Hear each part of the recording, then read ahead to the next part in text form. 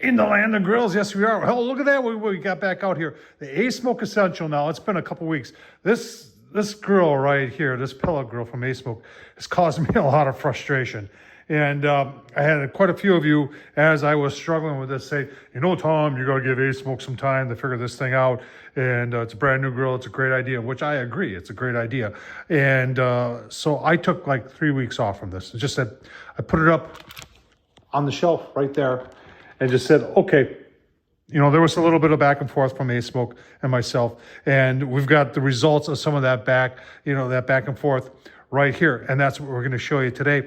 We're also going to try and fire it up again and see if we can get some more consistent temperatures out of it. I'll tell you what, let's get started. All right, so I'll leave the links down below to the other videos I did. Yes, Asmoke offered me some money to try and make me take this down, and I said, no, I'm not going to take down the videos. They sent this to me and asked for an honest review.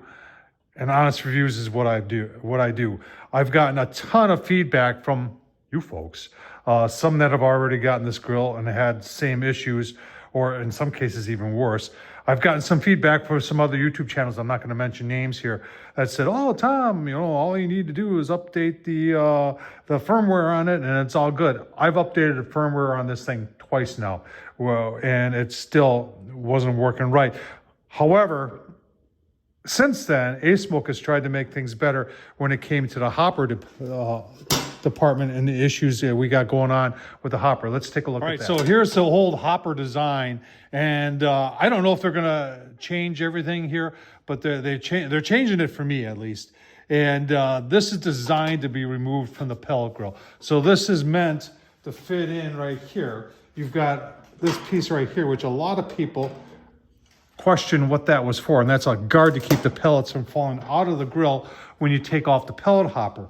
And then this was designed to fit in there, and you got this bracket right here. And then there's a shutoff that's, you can see it right there, but right here, and you pull that out to let the pellets in. Now, when you're done cooking and you still have pellets in this thing here, and you want to put that back in, there's nothing to keep it, to get it to go all the way through. You see what I'm saying? So that's something none of the other YouTube channels talked about. No, nobody. In fact, some of them just hard screwed it straight in and just ignored it. Well, part of the portability with this pellet grill is the removal of this hopper.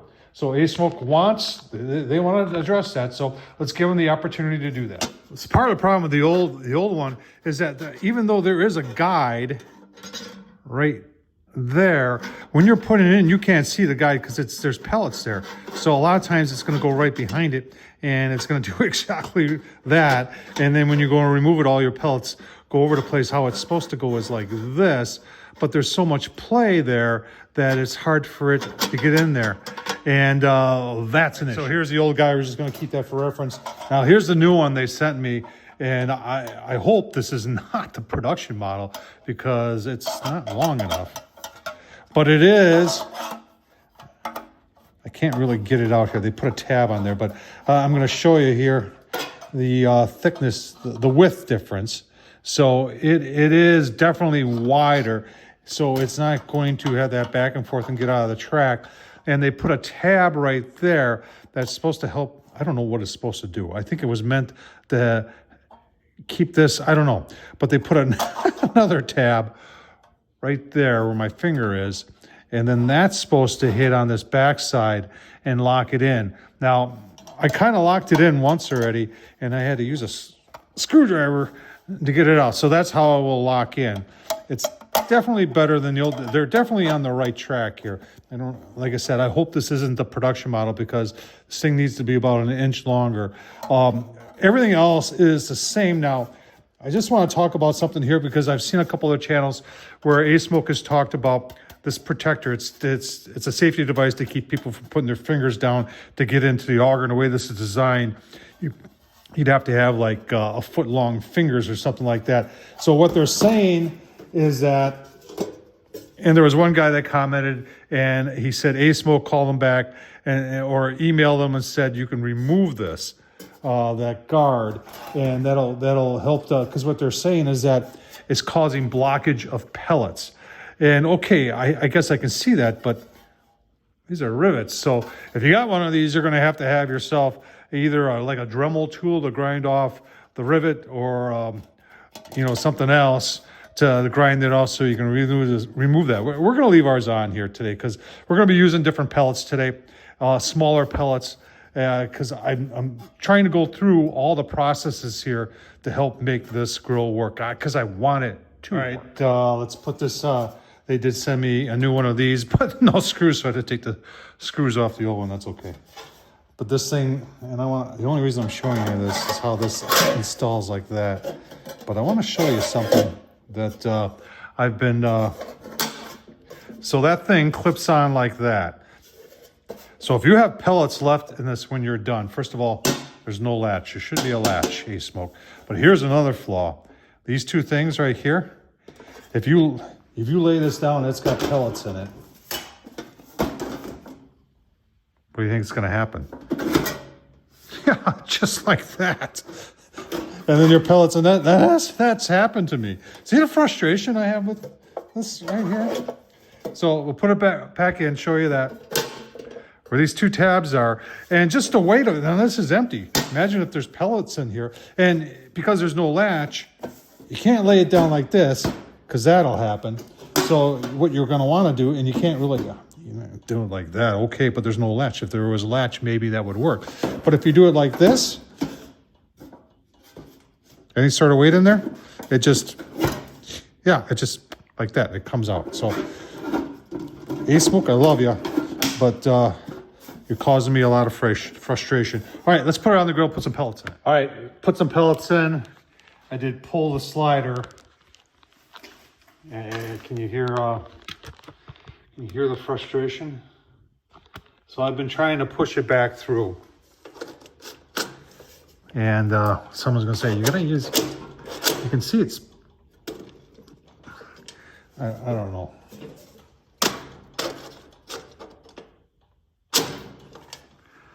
Try going fast. It's definitely there. Let's see if that worked. All right, are you ready for the mess? Here, I'll get you all. Maybe it's working. You gotta get it out of those two keyholes there. Oh boy. Not good, Asmoke. All right, well, it partially worked. So we're definitely going in the right direction there, Asmoke. But we're not there yet. So I tell you what, let's give up on this part right now and see if we can make this grill.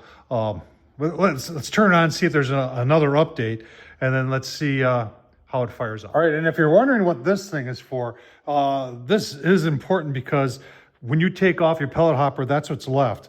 And that is designed to fit in there like that. And then you push it down like that, and that keeps the pellets inside, and instead of, because it's a portable grill, instead of going all over the place.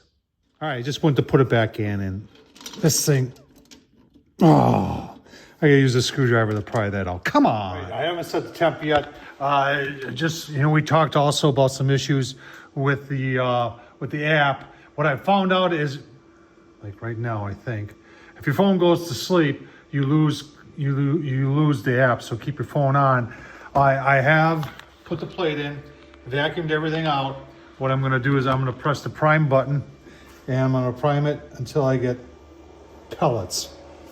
And then we're gonna turn it off, and we're gonna start all over so it's fresh and clean, and there's no possibility that it could be, that I was doing something with the controller. Pellets are there. We're gonna turn the grill off and start over. Turn it off.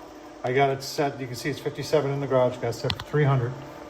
And you can see we're dropping pellets. And we'll just see what happens. All right, starting to get a little smoke. I am going to pour a couple more pellets in there. So I just want to show you, this is a potential here for a really quick overshoot, is that the timing, it just about had fire, then the auger turned on and buried the embers. And now it's got to get all those other ones. In the meantime, it keeps on augering a little bit more, and filling up that pot. So once it does get fired, and it will get fired, it's going to overshoot, because I mean, it's a portable pellet grill, it's small. It will overshoot that 300. And that's where we'll come up with this roller coaster effect that I was talking about, where it catches itself way above 300 and then it shuts itself down, and then it almost has to relight, and it keeps doing it over and over and over again. Let's hope that doesn't happen this time. But this is the same results we saw with the Asmoke pellets, and we're seeing it with the other brand of pellets too. All right, finally fire. We're gonna put it all back together here. Like that. That's how it goes, right? Yeah, that's how it goes. Leave the flame chamber closed.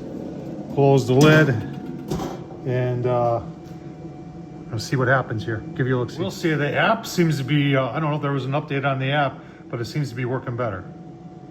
All right, couple minutes in, 122, producing a lot of smoke. All right, couple more minutes have passed. We've gone through one more of those smoke cycles. I really think that things may be getting better here, because last time we had this going, and that was with the Asmoke pellets. I'm sorry, Asmoke, without the plate in. We had roller coaster attempts. It would go way over 300, then it shut itself down and go way below, then fire itself back up, and there was no end to it. Today, you can see we're actually going down. So we're going to keep on going here, because I want to see how long it's going to take to reach 300. If you look at the battery indicator there already, it says it's yellow. I don't know what that means. I'm thinking that might not be good, but it is what it is. The app seems to be working a heck of a lot better. It's reading accurately and doing as it should. So I think we're making some progress here. I don't know if we're there yet, but let's just see how long it takes to, like I said, we keep on going down. We're going through one of those smoke cycles. It looks like what it does, it augers in, and then it almost flames out, and then it augers in a bunch of pellets to get the visible smoke, because a lot of people like to see visible smoke. And then it's going to fire up again, and it's doing this in short cycles, trying not to overshoot the 300, but in the process, it goes backwards. So we'll keep on watching here and see what happens. All right, just when I was starting to think we were making progress, look at that. Tons of smoke below 200. Come on, Asmoke. 177. I can hear it. Sounds like we got flame again. All right, just like that, we're back up to 253. We'll see where it goes. There were a lot of pellets dumping in that hopper, and well, you just heard the blower shut off. Smoke coming out of the bottom and out of the back. We'll see where this goes. All right, we hit, well, 300. We hit 312.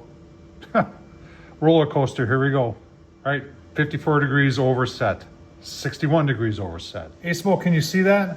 Over 100 degrees over set point. Come on, it's a PID controller. They're not supposed to do that. 200 degrees, over 200 degrees over the set point. Asmoke, really? So all those people, and I'm talking to you other YouTubers who told me there's no problem here. Really?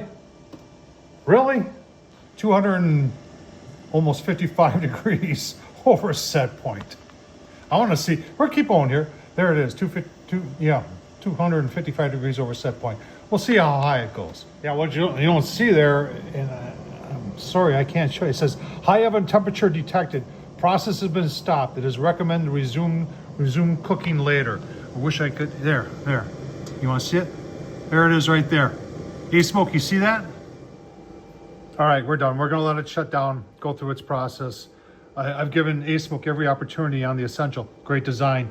They didn't follow through on the initial design to make sure that all the programming was right, everything else was correct when it came to the original, from the prototype to the production. And I don't even know if it's a production, but Asmoke, you got a lot of explaining to do. And folks, at this point, if you're thinking about this grill, please don't go somewhere else. You're going to be wasting your money on this grill.